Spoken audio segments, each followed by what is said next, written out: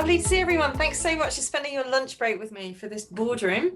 This is about supporting new ways of working and an opportunity to hear about the different office, hybrid, work from home, work in the office models that are going on, and also share your own experiences and discuss a little bit about what your successes and your challenges have been along the way. So quite a valuable lesson today. If you haven't met me before, you haven't been in one of my boardrooms, I'm Clare Spratt. I have been working in actually the learning and personal development sector for 18 years.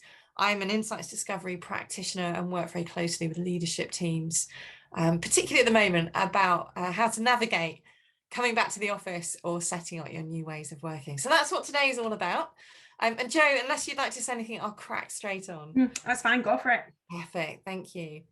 So I'd love to do, can I have some screen sharing capability, please, Jo? Thank you so much. I'd love to do an introduction and just hear from all of you. And this is a perfect size group. So lovely to have you here. Thank you very much, Jo. So it's always nice to have some slides to support what you're saying, but this is most definitely your session. And the most important thing is to hear from you. So first of all, it'd be great to hear where in the country you're joining us from and where you're working from, whether you're home or office based today. So why don't we start there? So are you home or office based? I'm going to ask that in a few minutes. A little bit of information. So this is all about supporting ways of working. That's very much about the models that you're using, about either bringing people back to the office or creating the structures around your organization to help people work at their best. The work that I do with Insights Discovery, if you've heard of it, is all about self-awareness and awareness of others, very similar to MBTI. Discovery, and it's one of the pieces that we work on is creating the ideal environment and building team cultures. So a very hot topic at the moment about rebuilding belonging. So we're together for 45 minutes. There's more discussion at the end, so I'm just going to paint the picture for you. And we'd really love to hear the different experiences and the learning that you've got there about the successes and the challenges. And please be as open as you would like. Anything that you ask or share will be held in this group. We're being recorded at the moment, so just be aware of that. And the last one there is compulsory. Enjoy the session. So I'd love to hear where you're joining us from real quickly, and also whether you're working at home or office. So Rosie, you're first on my screen. How are you doing? We can't hear you, Rosie. Pre-2020, I love that. One of the challenges of working remotely. Could you unmute for us? Hi, Rosie. Thank you. So yes, so I'm in the Midlands near Grantham, and I'm probably a hybrid worker. I do a lot of HR project work, so actually I'm probably more home based, because being in the office is just too often interrupted. Really interesting. I'm interested in this for our employees, some of whom we're trying to bring back into the workplace. Yeah, that's a bit of a challenge. And Rosie, do you prefer to work alone, or are you inspired by being around other people? I like being with people. I love being able to walk by their desk and say, oh yeah, just another thing. It's so much easier. Love that. Brilliant. Thanks so much, Rosie. It's really interesting. We'll come back later on in the discussion about your experiences. Wendela, hello. Hello. Hi. I'm currently in between roles, so I'm at home. But in my last role, I was 2 days in the office, 3 days from home. I live in Epsom in Surrey. I commuted into London. So in terms of commuting, that's wonderful. I love being around people. So I love being in the office, but commuting 5 days a week is tough. Yeah, interesting. And expensive. And expensive. Exactly. and that's the dilemma, isn't it, for people? They want to be in the office, but it's effort and money. Yeah, absolutely. So that's where it's often, that's so true. Decide. One of the things we used to just accept is now an option. So brilliant. Thank you very much, Wendela. We'll come back to you later on. Hi, John. You're next on my screen. How are you doing? John, say. Doing great, thanks. I'm at home. I work for myself, doing coaching and HR consulting. Yeah. Left a sort of more permanent role in employment last summer, where I was desperately encouraging the idea of working from home in an organisation that wasn't so sure, and managed to succeed in sort of building that into the future for the organisation where it was possible. tricky because a lot of the organisation wasn't possible to be a work from home environment. So, yeah. Were you working for finance or insurance by any chance? No, in materials testing. Okay, yeah. And the testing have to be in a lab, but all the support functions, sales, and everything else could be from home. Yeah. But the operations folks who were dyed in the wool lab people were, people have got to be in to support the lab. Well, no, they don't. Yeah, really interesting. Brilliant. Thanks, John. Good to have you here. Hi, Tracy. Tracy Seymour, how are you doing? Hi, just unmuting myself. Yes, I'm Tracy. I live in Morden, but I work in Ealing Broadway, which is quite a trek. The company I work for is Japanese, so finding different ways of working for them is very difficult. So obviously during the pandemic, we had to lock down and work from home or go into the office, depending on how things were going. I finally persuaded them to move to a more hybrid way of working. So they've agreed that people can work at home up to 3 days a week. So we're doing it on like a 6-month roll-in to sort of see how it goes. But I think it's something everybody wants. So it seems to be working, and it worked through lockdown. So I'm hoping it's going to be a permanent arrangement. Yeah, love that. Thanks, Tracy. It's brilliant. And are you working at home today? Yes, I am. Yeah, yes, I am. So it's one of your 2 days. Excellent. Thank you. Hi, Ian. How you doing? Ian Kenny. Hi, I'm in Macclesfield in Cheshire, and I'm working from home today. I usually work from home, and I go in when I need to go in. So it depends on what the activity I'm doing. So I will go into the office to like collaborate when we've got something to collaborate on. But if I need to get my head down and do something, I'll stay at home. Yeah, brilliant. And do you prefer working alone when you're focusing on things, or? Yeah, I can. I used to be able to. I can remember, it wasn't even that long ago, but it feels like a lifetime ago. Sit in an office and do all my work. But I think from doing the pandemic, where the office was closed for 2 years, now I find it really difficult to concentrate if I was doing a specific piece of work with the buzz of the office. But I still enjoy collaborating where it's required. That's so interesting. Thanks, Ian. Love that. Hi, Susan. Susan Reed Elder. How are you doing? Hi, I'm really well, thank you. So I am working from home today, but that is because I was an HR manager for 25 years. I was doing a PhD part-time, and then it was really tough. I mean, everybody in HR knows how hard it was to be an HR manager that first year of COVID, so I couldn't do both. Gave up my job to finish my PhD, which was looking at well-being while working from home.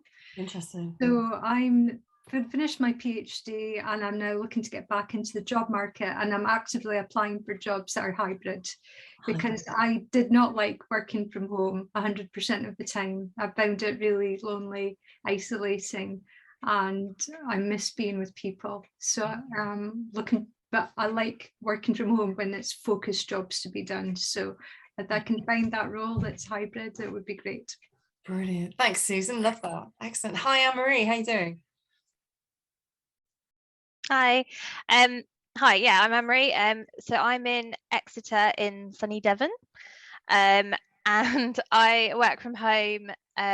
Well, I say I work from home. I do work from home, but I support schools, local schools. So I do go out and about quite a lot to their establishments as well.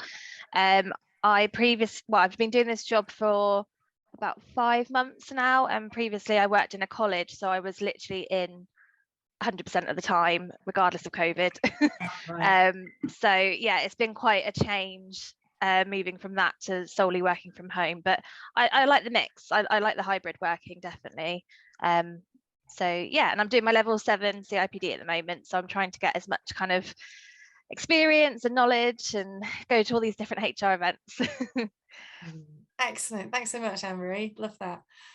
Sue Layton. We've got you in twice, Sue, just so you know. We might get some echo when you unmute, but have a go, see what happens. We'd love to hear about where you're working from and whether you're in home or office today. See you later. Hi. Sue, we can't hear you because you're muted at the moment. Can you hear me? Oh, yay. Yay. Hello.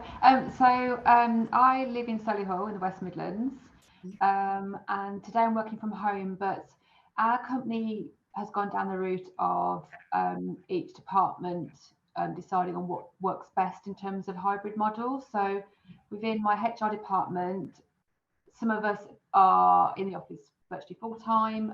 Mine is a fully flex, so I'll come in when I would need to come in for customers, but I tend to like a mix. So even when COVID was going on, I asked to go into the office for a few days. I just got to 3 months and I thought I can't carry on working from home full time. So for myself, I think the whole peace and quiet, it has been hard in terms of when there's a lot of people in the office, it's really hard having had such a quiet period at home. So I can understand that sometimes it's not beneficial, but yeah, so for me, I'll go into the office even when customers don't necessarily need me, but I like the interaction with other people or just being there really. And with my partner being in the office, he does 3 days. It seems sometimes like, well, I might as well be around people rather than stuck by myself. If that makes sense. Yeah, it does. Yeah, brilliant. Thanks, Sue. Love that. Thank you very much. John Hasseltine. Hello. Hello. Oh, hello again. Sorry, I was late. I have no idea what you're talking about, but okay, so because I only just joined. Let me give you a quick background then, John, so you've got some orientation. So we're talking about supporting new ways of working, and I'm just going to set the scene in a few minutes about a few different models. And then most importantly, we're going to hear from each other what the challenges and the successes have been. My first question was, where in the country are you joining us from? And are you working at home or in an office at the moment?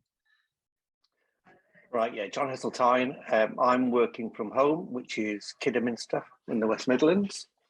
A bit like everybody, unlike everybody else, I do consultancy for most firms. So a lot of my time's either at client offices or at home. Yeah. If you're thinking of challenges, I think it's the training side, I think, is a challenge that I'm seeing for a lot of companies, because those that are at home are tending to be missing out, and it's the coffee machine chats that I think are missing out, to be honest. Yeah. And learning from that side, or learning from somebody with a bit more knowledge, because you can do it over Zoom, but it doesn't really work very well. So true, John. Brilliant. Thank you so much. We're going to come on to challenges later on, but love that. I'm going to be tapping you up for a bit more experience there. Thank you. Anne-Marie, we've already come to you. Valeria, hello. Valeria, how are you doing? Yes, I'm fine. Sorry, I don't feel super well today, so I may be keeping the video off. That's fine. Whatever you prefer. No, thank you. I mean, yes, I'm working from home mostly, and our company, it's a hybrid way of working. And yeah, I've seen recently, in my view, I much more prefer working from home, because I heard some other people mentioning earlier as well that otherwise in the office you would have too many interruptions. And as an HR manager, yes, you would like to have some interruptions, but you don't want to have them every 5 minutes and you cannot even complete your task. So it's a sort of nice balance anyway, where we can decide when and how often to go to the office. So for me at the moment, I'm only going when I have to give the inductions to new hired people. So the most important point of their onboarding, right? And then all the rest is just done, excuse me, is just done remotely. Brilliant. Thank you very much, Valeria. I hope you feel better soon as well. Thank you. It's the C word, the C illness. I'm so sorry. I hope you have a light brush for that. Yeah, no, that's fine. Thank you. Excellent. I'll give you the choice later on whether you want to speak or not, but please listen. Elaine, hi, Elaine Shepherd. Nice to have you. Where are you working from, and are you at home or in the office today? Hello. I'm at home, and I'm having a few days off. Oh, lovely. Oh, I know. God, I feel spending your holiday with us. Brilliant. Yeah, that's right.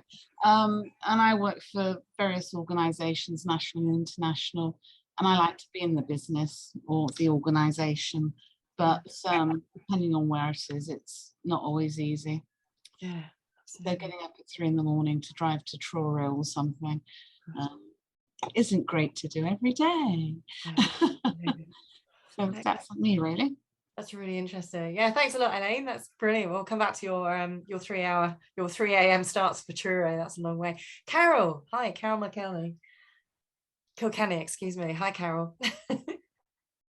Oh, we just lost Carol. Oh, that's a real shame. Well, when you come back to us, Carol, we can see. Can you hear me now? We can, yeah. How you doing? I'm good, thanks. How are you? Yeah, good, thank you. Good. So I'm based in Epsom in London. I've recently come back to the UK actually after working for Adidas in South Africa. And so it was an interesting environment for us because of course we have retail store staff that needing to be in full time and back office staff that support that working from home. And when after COVID, really not wanting to come back in, primarily from a cost perspective as well, saying, you know, it's petrol cost and it's childcare and managing all sorts of things. And I was able to do my job very effectively from home. Why now are you forcing me to come back into the office? So it's been interesting discussions around that. My situation is I'm kind of back into the UK, so job hunting in the process at the moment. So just really keen to kind of understand how things are working again here and getting a view of the HR world. Brilliant. And what's your preference, Carol, by the way? Do you prefer a hybrid model or 100% at home or 100% in the office? I love the opportunity to connect with people, especially from an HR perspective. So I love being in the office. And yeah, but I guess hybrid for me, if it helps you manage, I guess, a work-life balance, I'm feeling much more effectively, but I'm not sure what the ideal is just yet. Yeah. But yeah, hybrid for sure is what I think works for me personally. Brilliant. Thanks, Carol. Love that. And Joe, whereabouts are you working from today? Sunny Blackburn. Lovely. Are you 100% at home, aren't you? Yeah, we've always been remote. Yeah, yeah. Would you go into an office if you had the choice? Or would you? I'll be honest with you, I struggle a bit being remote. I think because I'm so busy trying to juggle kids and stuff like that it sort of keeps me busy. But I think if I felt that I had to get up every morning and just see my laptop for company, I think personally I'd really, really struggle with that. I think it depends on the type of personality you are as well, because my husband works from home and he's a bit more of an introvert and absolutely loves it. And I'm not saying I hate it, I don't, but I like to be out meeting people. Brilliant. Love that. Thanks, Joe. Really good segue into introversion and extroversion, by the way. So I'm in sunny Hampshire and I've been working at home for 8.5 years. I actually have also commuted from here to both London and to Reading, which each are sort of 2.5 hour journeys each way, which for me, I love being in an office. My preferences, which is what I deal in, my preferences is actually extroverted.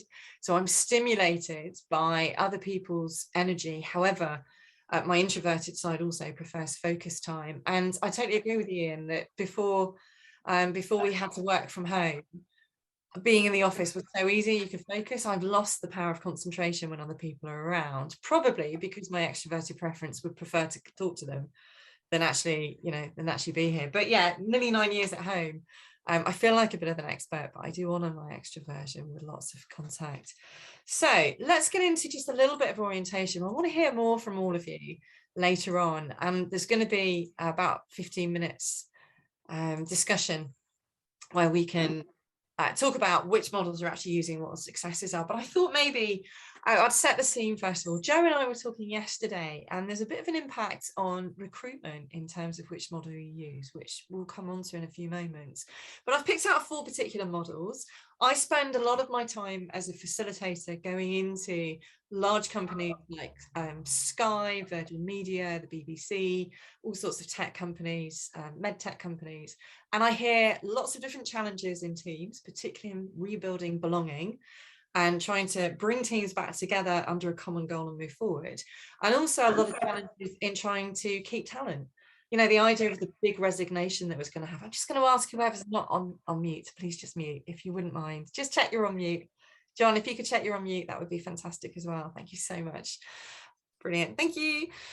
Yeah, so the challenge is also of retaining and attracting staff. But here are a couple of models. So 100% back to the office. This is something that we saw very popular with particularly finance companies. So the challenges that finance companies have of trading floors firewalls, all of those things which are very important, but also, if I may say, that sort of stuffy, old-fashioned, you must be present, presenteeism in order to show me I can trust you to do your job. And if our trading floor needs to be in, so do their support staff. So the idea, particularly in the city, of 100% back to the office came in very quickly. And this particular extract I've got here was from 2021. So as soon as they could, they were called back to the office. And there were a few ruffles, mixed responses. Why do I have to? Or thank goodness for that. So the strengths of that we'll come on to in a few minutes, but versus that, the absolute opposite is 100% remote. So there's quite a few companies, not financial or insurance, but in fact, the more tech friendly companies, maybe younger companies, that idea that you can just work from anywhere at Google or at one of those bigger Facebook companies and not have to travel anywhere because they're more interested. I have colleagues, associates who work for startup companies in Silicon Valley, for example, and are based down in Bournemouth. So you can get the right talent from the world and get them to work anywhere and use your own technology to do that. So 100% remote is the second kind of model we're going to be looking at. So we've got 100% back to the office, 100% remote. Then we've got the hybrid model, which is quite popular at the moment. So B&Q are currently advertising the fact that hybrid is the model that they use. And again, a client of mine, what's happening is they're being mandated to go in 2 days a week, possibly 3, depending on which team they're in. I know we call it Tuesday, Wednesday, Thursday. So TWAT. And there's mixed feelings there. So they've always had, very interestingly, parking issues. So if you've got a big site, this is their office here in Chandler's Ford. If you've got a big site and everyone has a desk, you can't fit all the parking in. They have park and ride systems, all sorts of challenges that they've always had there. But the hybrid has actually resolved that for them. So B&Q hybrid, true hybrid, 2 or 3 days in the office. We think 2 in the office and 3 at home, but there's some variations there. The next one we're going to be talking about is UDU. This is an old colleague of mine, Julian Diaz. He's the global marketing officer for Omniscient. He's based over in South Africa. But I love this, the UDU model. So the picture on the right-hand side is a recent meeting that he had that was just launching this. All the people who wanted to be in the office, plus all those who prefer to be remote. And it's working really well for them. He is a marketing officer, so he's got a very positive spin on it. But he says that productivity and motivation levels are really high. So those are the 4 models. Let's have a quick look at the team dynamics that come into those. So the strengths, here's the motorbike outside.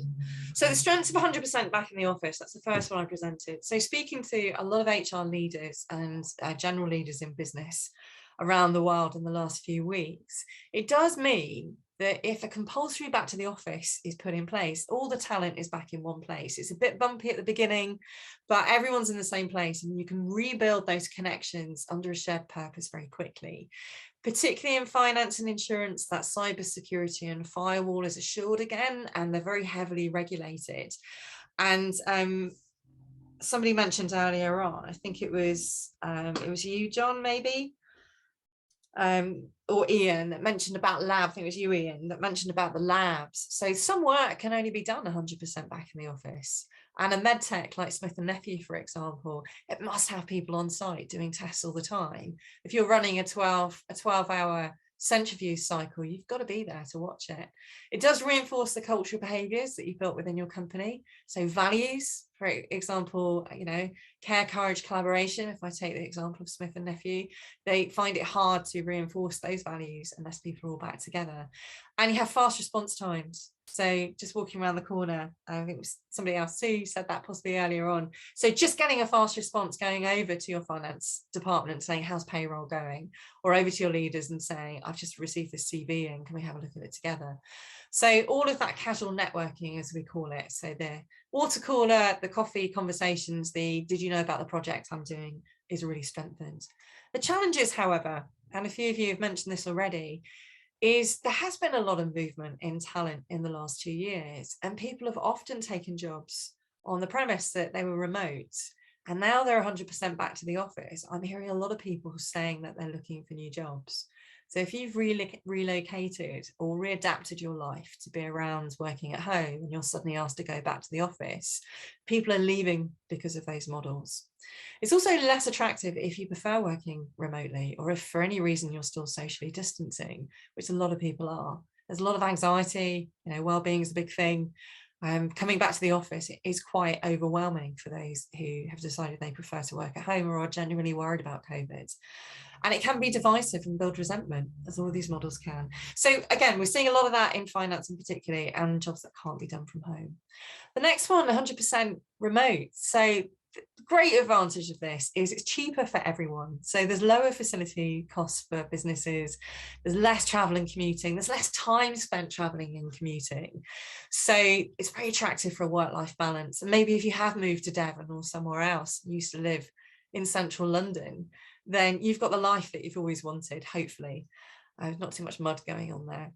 It's the best talent for the job, so you can recruit from anywhere in the world, not the closest. So it doesn't have to be in your catchment, in your commutable territory. And the shared experience of everyone on the same model is less divisive, a bit like the 100% back in the office. And we all spent all that time adapting to what was happening in 2020. Why bring more disruption in? So it's great strength there. I have pulled out the introverted preference there. So an introverted environment prefers longer focused working time uninterrupted in order to get tasks done. And a more extroverted preference gets their stimulation from people around them. Having said that, I was in with a leadership team a few months ago, and one of possibly the most introverted preferences I've met in a while. This chap didn't say anything for about 3 hours. And when we talked about ideal working environments and back to work, he actually piped up and said, I really like being in the office. Just because I have an introverted preference doesn't mean that I need to be away from people. I like being around people. They don't have to say anything. I just like to be shoulder to shoulder, knowing that they're supporting me in it at the same time as me. So yeah, very interesting. Some of the challenges of 100% remote is that disconnection, that loss of belonging that we all experienced in 2020 is still there. Unless it's managed very carefully with good use of Zoom, nice balance between how many meetings and how much flexibility people have, it can be very disconnecting for teams and for cultures. It can be less motivating for those who prefer extroverted, who prefer to be around people. And there's a loss of that casual business networking. So being able to pop over to the next team and say, hey, I think the project I'm working on has an impact on what you're doing. Career entry. So this is a big thing at the moment. Jo, I might ask you to interject here as well in a few minutes, but people who you're welcoming into the business, particularly those career entry points, so graduates, young people, they don't yet have the experience from office etiquette and what it's like. They're certainly not benefiting from mentoring or coaching in the office. And what we're seeing in some of the companies we work with is remote contacts and almost social media behaviors don't have as many boundaries. So talking about inclusivity and when banter becomes disruptive is quite difficult for those who've only ever worked remotely and don't have any other experience. And the less cultural value doesn't attract people. So you can't say, we've got a great office with a fantastic Friday afternoon pizza event. That's not going to be one of your values anymore when you're trying to attract or retain new talent. Jo, we talked about entry-level business and trying to attract the right candidates. Did you have an experience of this in the 100% remote models at the moment? Yeah, I mean, I've had a role recently that I filled just a couple of weeks ago, and it was 100% remote. I was absolutely inundated with candidates. I mean, wow. Inundated.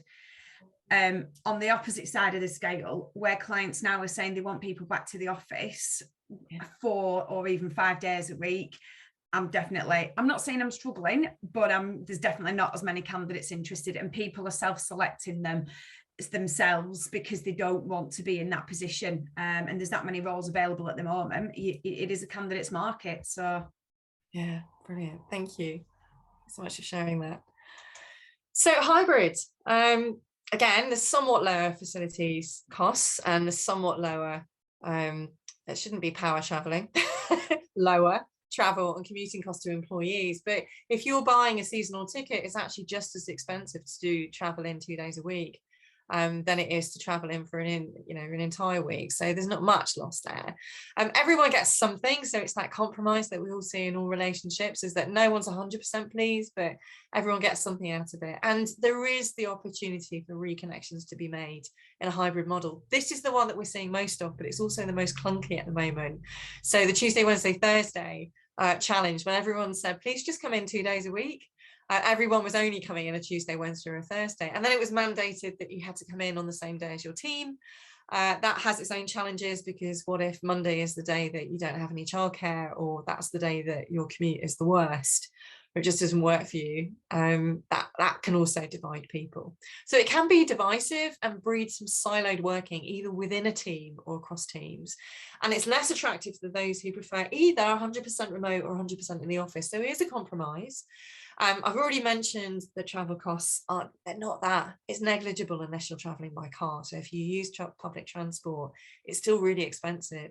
And again, if you've taken that really attractive job in lockdown, that many of my colleagues and partners have done, is take something that might be a 2-hour commute away, with the idea that when they ask you back to the office, you'll be looking again. And teams might not reconnect unless it's carefully coordinated, and that's extra work for HR managers. There is a suggestion to create events, positive events, to try and bring people back. So if you're going to make the effort to come up to the office, redecorating it or buying pizza isn't enough. There has to be more value. So maybe that training that someone mentioned earlier. And that disappointment, I can't wait to get back to the office. I know Barclays, they asked anyone who felt that for well-being purposes, they needed to get back to the office first before they did that phased return. And that's really important. However, generally people think, I can't wait to get back to the office, and they get back and it's just not like it was before, because everyone's not in. They're almost, there's tumbleweed flowing. So the last one here that we mentioned, You Do You, so Julian Diaz and his model. And this one, I was just speaking to a design agency a couple of hours ago. They're using this. They've got a really young, creative international team. And they've just said, you know what, just millennials, please yourself, whatever suits you, we'll be agile towards it. So we want you, you tell us, just do you. So it's very attractive to those who prefer an agile approach, and it does honor all the preferences. So if you prefer maybe that more introverted or focused way of working, this will be fantastic. So Ian, you said it earlier on, I think, forgive me if I get the names wrong, but you said I like going in when I need to collaborate with people. And it does create inclusion and trust, because it's a non-issue. Just work out what you're going to do and let us know, we'll flex to you. And that flexibility allows that location flexibility as well. So again, the best talent for the job. The challenges are it still can be divisive. So we hear a lot, look, we really want you here, even though you prefer to work on your own. We miss your voice in the team. We need to hear you. So finding ways to include people. It's also a real challenge for leadership and for management, particularly in those styles that prefer presenteeism, is that, we've focused all of our energy as HR leaders on creating what's best for the team. We've got that cracked. We've spent 2 years reorganizing the organization structure and the teams and what works best. And then suddenly leaders are saying, this isn't the leadership job which we took. This is an entirely new challenge. And we actually haven't been supported or prepared for that. That reconnection and belonging is actually harder, and it can reinforce the differences in a team. So those are the models. Joe, I put an extra slide in here because I really wanted to hear a bit more from you about recruitment and retaining. Yeah. So the things that we talked about yesterday were in flexibility. It can cost candidates. The more attractive the model, the more attractive the job. We used to leave managers. We now leave managers, not companies, and models, not companies. And it's often leadership led. I remember that point that you said yesterday. So it's often a small dominance of a leadership view rather than the masses, and people leave for better models. So tell us a bit more about this before we move on to other people's experiences. Yeah, so I was just saying, just speaking about a couple of roles that I'm dealing with at the moment, and I've got one role where the client is sort of saying, yeah, look, more than happy for someone to work a couple of days a week from home, and that's brilliant. And the business is sort of really flexible, quite open to ideas. I've got another company that's based right in the city, and that's in London. And I think basically people are self-selecting them because they don't want to work in the city now, or they don't want to work in the city every day. They've got used to, they've had a good think about what they want during lockdown. And in terms of this particular client, they interviewed one of my candidates, and they said to my candidate, look, we want everybody in the office 4 days a week, but at your level, you might not need to do that. So my candidates come away of that there's a perception that there's one rule for one and one rule for another. And I sort of fed this back to the client and said, whether that's right or whether that's wrong, that's the perception that's been given within your organisation. And I think if you can, certainly from a HR perspective, and this business doesn't currently have HR within their organisation. And I think from a HR perspective, there's definitely things that you can do within your organisation that you can get done better at home. And I know that predominantly, your blue collar type industries have always done, even through lockdown, majority of it working on site. But I think there's a couple of mindsets. You've got one mindset where some clients are saying, look, we want one rule for everybody, so we want everybody in. And we've got other clients that are saying, look, if you choose to operate a machine, you have to be on site.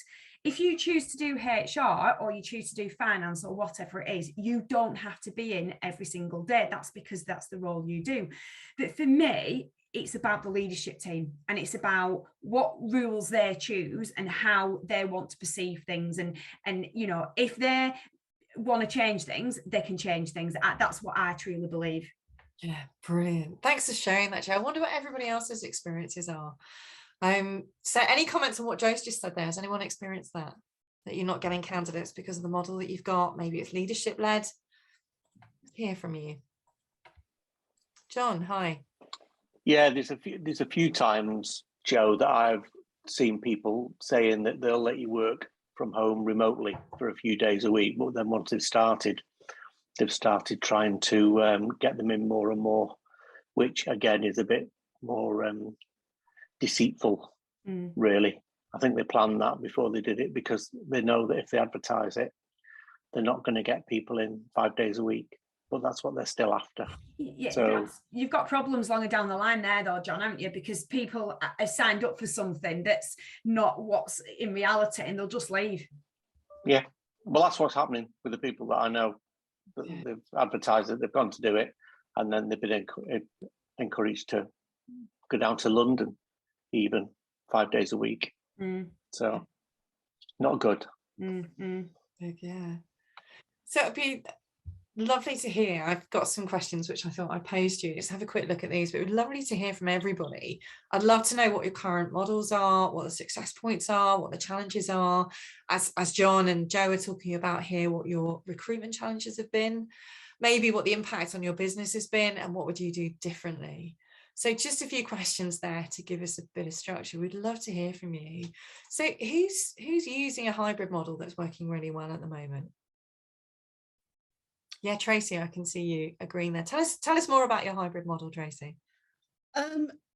We're actually a franchise organisation, and before our centres had to have students in face to face.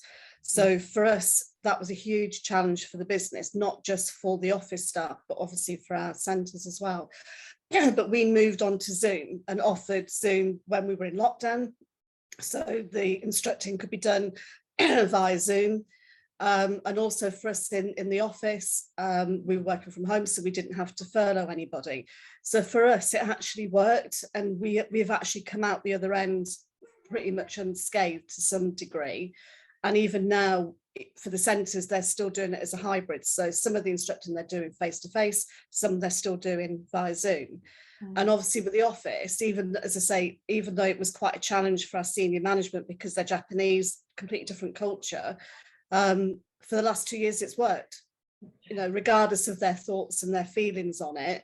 I mean, prior to the pandemic, they really didn't like people working from home. They didn't like people putting in flexible working requests. because I don't think they trusted that they were working from home. Yeah, whereas I think, so I think now actually it's shown that it does work. And I think they were more open to move into a hybrid way of working, even though I thought I was going to go in there with a bit of a battle to try and say, look, we need to do this, because every time we recruit for somebody, the first question they ask is, how do you work? You know, because we work in Ealing Broadway, a lot of them have to travel through London to get to us. So it's not so much being in the office, it's getting to the office. So yeah, I mean, I did think I was going to have more of a challenge than I did, and actually I didn't have very much resistance at all. So it really does work. And what I've tried to do is, because a lot of our offices as well are remote, sort of outside of London, I've set up like Monday morning meetings so we can all teams in together to help with the remoteness and people feeling isolated, and to share the good stuff that we're doing. Yeah. So I'm trying to put things in place to try and counteract the fact that people may be feeling a bit isolated. Is that one of the negative impacts then? You still have people feeling isolated? No, I mean, I have got a couple of issues with mental health with a couple of people, and quite serious ones. So even though it's never been raised, it's something I'm conscious as HR that we need to make sure that people feel connected, that they feel part of the business. So I think by having things in place to try and counteract that, I think can only help. And I must admit, I sent out the team's invite for this Monday morning meeting that we're going to set up, and within 2 hours, all 120 had come back and accepted. Wow. So it was obviously something people were crying out for, but just didn't know what to do. Yeah, brilliant. So interesting. Ian, you talked about almost the opposite model, which is you only go in when you need to collaborate. Tell us more about that, if you don't mind me calling on you. Yeah, sure. So I think we've got a bit of a mix across the organisation, because I'd say I'm probably in the you do you category. Like that when I say I go, so, and sometimes I feel like I need to go in, but there are people who are probably 100% remote in what we would call our corporate roles.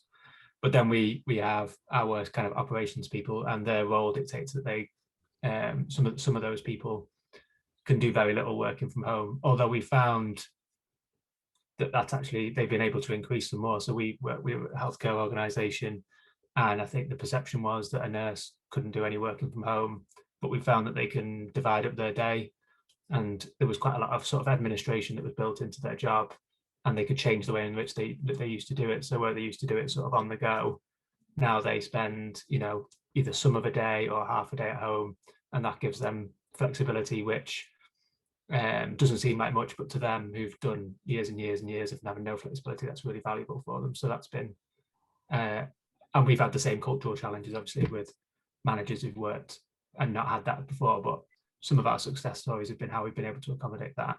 In our central functions, it's more of a you do you, but we have, again, like we have sort of admin roles or career entry roles, and they are 100% in the office. Yeah, so we've got it's all a bit of a mix, really. And is it working for you? Is it settled in now? Or yeah, I'd say so. Like I was saying earlier, it wasn't that long ago where the culture was everyone was in the office and there was very little working from home, apart from a few leaders and, you know, maybe one team, some of the IT function maybe, but and everyone else was sort of office based. And that feels the culture feels completely differently as well. And I think with turnover as well, a lot of people have joined the organisation during that period, and now their expectation is, well, I wouldn't have, I wouldn't sign up if I won't stay, and if the environment were to go backwards. Yeah, really interesting. Thanks, Ian. Sue, you're at the other end of the office culture spectrum. So you were saying that you chose to go back to the office. Sue Lighton, you chose to go back to the office sooner than you had to. Tell us a bit more about that. What's the model that you're working, or that your company's working in, and how do you fit into that? So we're different areas. So it was a mix of, one area was doing 4 days, other areas people were annoyed that they were told to come in for 2 days, and then one area was 2, but then actually they found it was not as productive, they're phone based, and actually once a week in the office was better.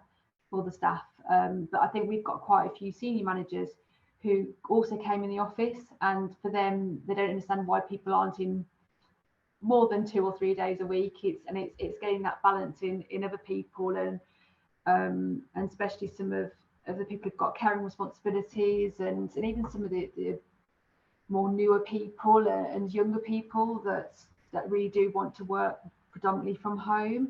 But I think B&Q in the parking, we had that same issue in terms of limited parking. It's helped. So now we have an app that we can book parking on. It's still kind of a who gets there first sometimes, but that's definitely been a positive from the way it is. So I think that in one way can help in terms of saving costs for people, because we haven't got to then park externally. But I think what I've struggled with is for areas where they've been allowed to do once a month, which is what sometimes it is now, and then I've got my area where it's 2 days a week. And they're doing similar-ish jobs or not that different. It's then that, well, why are we having to do 2 days? We've got no choice, and this person can be more flexible. And then some people have moved away during lockdown. So again, they've had to change roles in order to then get into an area where they can literally come in the office once a month. Yeah. And what are you seeing that's being thrown up by that? Are you seeing people building resentment, maybe more siloed working? You see people going, yeah, actually, I'm going to stay because I like this, or this is better? I think it really depends on the individuals. Some people, it has caused maybe a little bit of resentment. But I think most people on the whole, when you say, well, there's another area that does 4 or 5 days a week, I think they then think, oh, actually, we're okay. I'm glad actually it's only once or twice a week. But I think now with the petrol prices going up, that's where we kind of settle down a little bit. And now it's that back to actually it's going to cost me money to come into the building. Yeah, interesting. Rosie, what's your view? So I remember you saying that you actually prefer to be uninterrupted at home. What's the impact been on you? What's happening? Just unmute yourself there. Brilliant. Okay, so I love working on my own because I do a lot of HR project work, so it's great to knuckle down and just do it without distractions. But I'm also used to working a sole site HR, where I would see my MD at the coffee machine or something, you just say, oh, by the way, to get that quick response. It's much better for the relationships. So I do a mix. I go in, but I also work from home. But as a company, our challenge has been a lot of our employees work on site, so they're based from home anyway, so they're managed a little bit differently. Very few of our senior managers come into the office because they're based around the UK. But for the people that should come into the office, it's perceived, and this is this trust issue, that some people have taken advantage of the lockdown and working from home, and now they won't come back into the office. There's also the perception that where there's child minding or caring issues, that people don't understand that you're either working or minding. You can't child mind and work at the same time. So there's debates going on there, and the expectations from both. We rapidly grew in 2021, so a very small company became very big. So there's very little underpinning. So a lot of my work has been bringing in policies, procedures, strengthening performance management, etc., etc.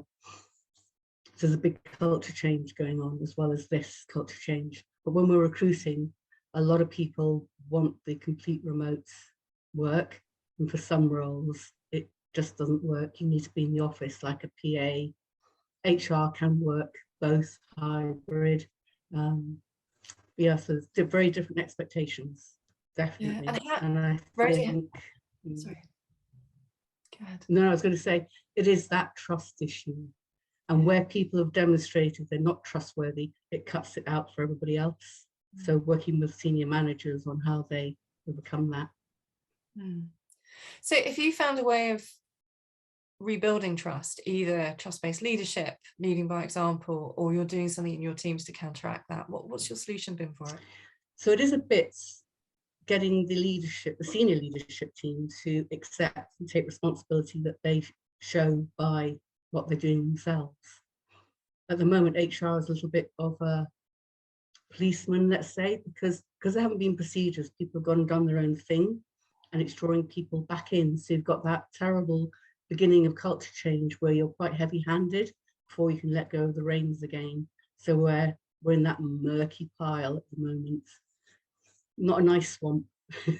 And is it impacting your business? It must be. Yes, for the delivery to clients, we have some turnover of staff, difficult to replace skills. Sometimes we put over a barrel, you know, if you don't do this for me, I'm leaving. And when they were a small SME, they would say, oh, don't go, we'll give you 50,000 and stay. But all the people are doing is actually bumping up their salaries, that when we go to the next place, they get more. So it's a real rock and a hard place for this company at the moment. So trying to help them navigate is a lovely challenge. Yeah, it's brilliant. Thank you so much for sharing that, Rosie. Has anyone had a similar experience, or maybe found a solution that you could share with Rosie?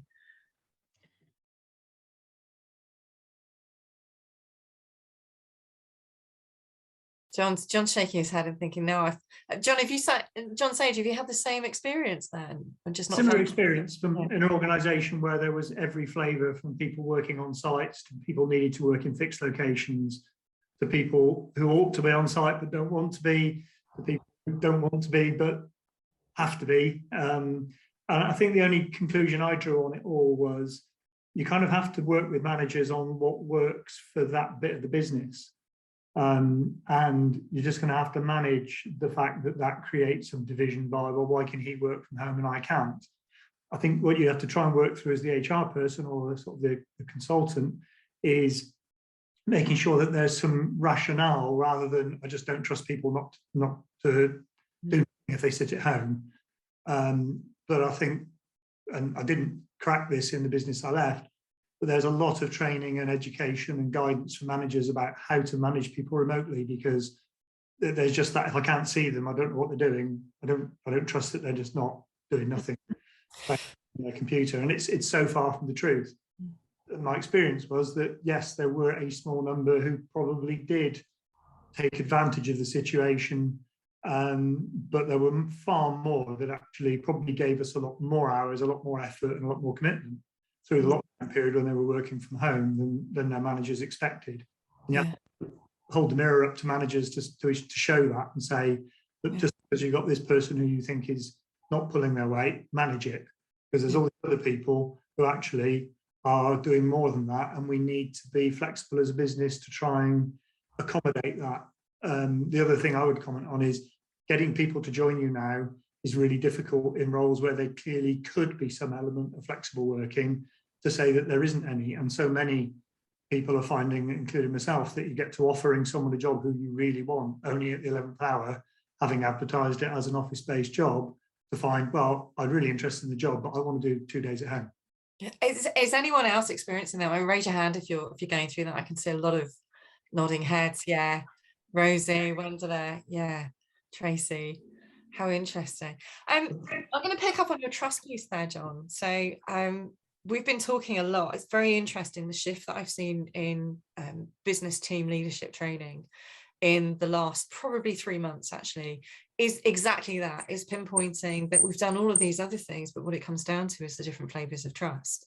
And if we don't understand what trust looks like, and we don't use trust-based leadership, that's almost, the big focus that we're looking at. And we talk about, I hope this is useful, we talk about 4 different types of trust. So one is evidence-based trust. So show me that you can prove that you've done it before. And that's what trust looks like to me. And trust is lost when I don't have that evidence, or that evidence is contradicted, and it's regained if you rebuild it, versus that sort of very loyal, relaxed approach to training. And I'll give loyalty immediately, but if you break it, it's very hard to come back from. I'm just going to expect high standards from everyone, but if I find that you've done something which has broken that trust, that's it, done, relationship impacted. And then you've got the involve me type of trust. Tell me what's going on, and as long as I know what's going on, I'll trust it. And then the last one is results, measurable outcomes trust. So if I can trust the fact that you're going to deliver to me what you said you were going to do, and it's going to be on time, then that's what trust looks like to me. And if you don't, that's when it's lost. And all of those, we talk about trust-based leadership based on those 4 flavors, but not just in leadership, it's understanding that in teams as well, right? So if I say I can trust you, but my style is evidence and yours is just blind trust, then how do we make a 5% adaptation to that so that we can really build that? Because it's the basis of belonging in teams. Rosie, I can see you in agreement there. Do you agree? Tell me more about your thoughts. So yes, a lot of my work is developing managers, and I'm writing out the sound bites, training sessions, covering these sorts of issues. Much as John was saying, they have to show it, they have to demonstrate it and trust their teams. And I hadn't actually mixed into that this trust element. So thank you very much for that. You're welcome. I'm going to incorporate that. I hope that's okay. But it's giving them the confidence to trust their teams. And as John said, 90% of our people are giving us more than we ask for. Don't let's be affected by that 10%. And that is the challenge with leaders, because that's, and in HR, all we see are the underperformers. We don't really get to see the great people unless we're doing star talent management, which is another thing that I'm devising for them. So yeah, it's the whole caboodle for this company. They need it all. Yeah, it's brilliant. Thanks, Rosie. Hi, Wendela. Hello. Yes. What I always think is that when people are in the office, it doesn't mean they're working.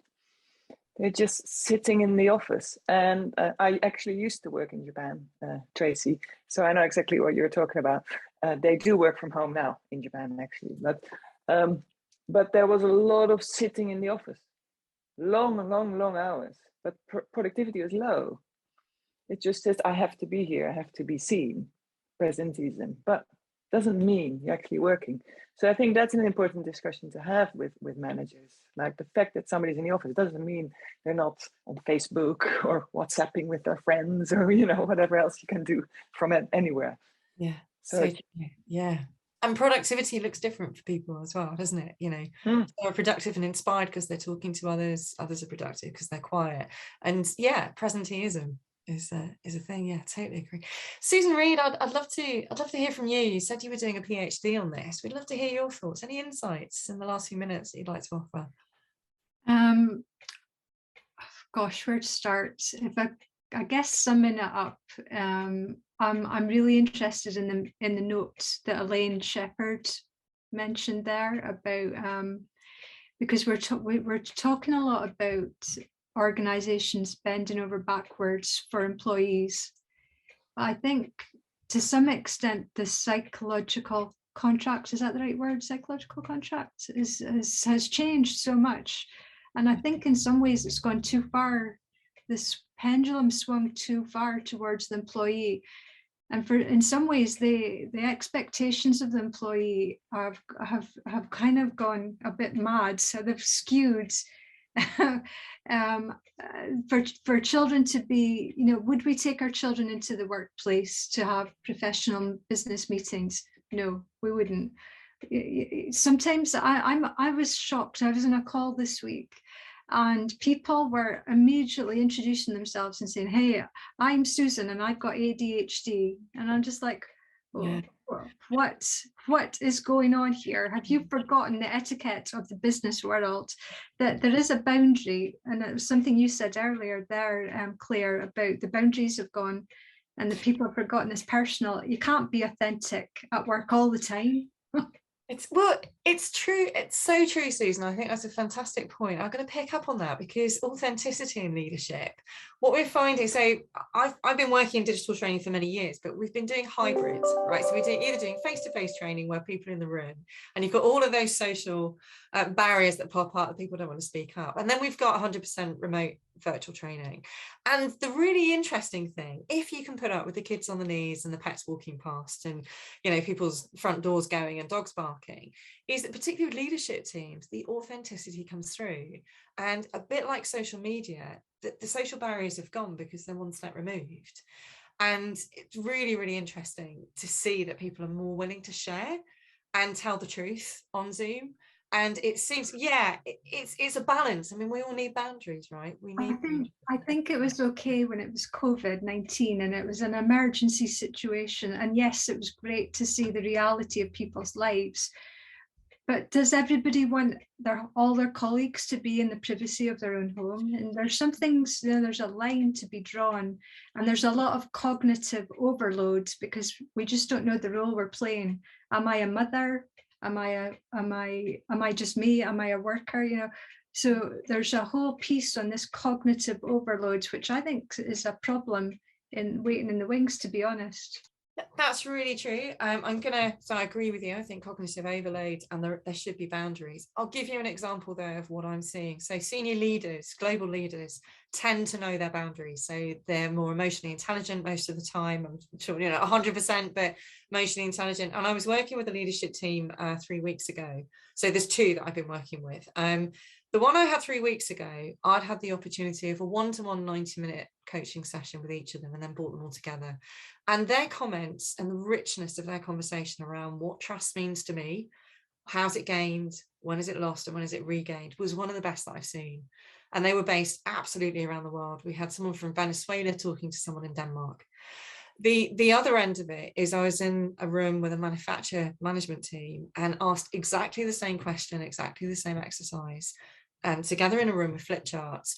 And we didn't really get into a deep discussion because they were working through the list of what trust means and how is it gained and doing it by consensus.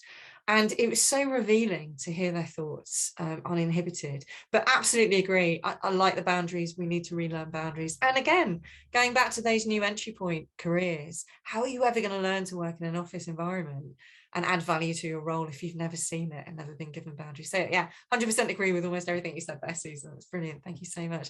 We're just drawing to the end. I'm going to bring it back to one of the comments, Joe, for you. The candidates market. So Susan made the point there that a lot of people visibly agreed with. Yeah, no problem if anyone needs to go. I realise that we're running over by a few minutes. Thank you so much. Yeah.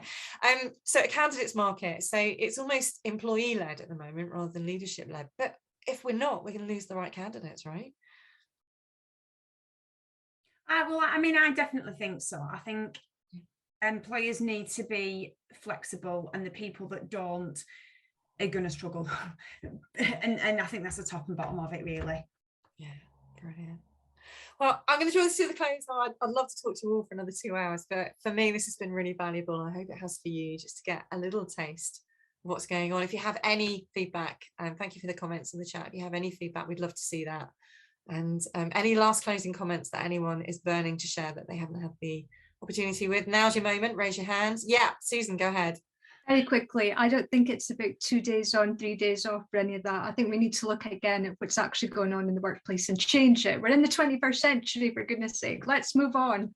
Wonderful. Love that, Susan. Thank you so much. Any other last comments?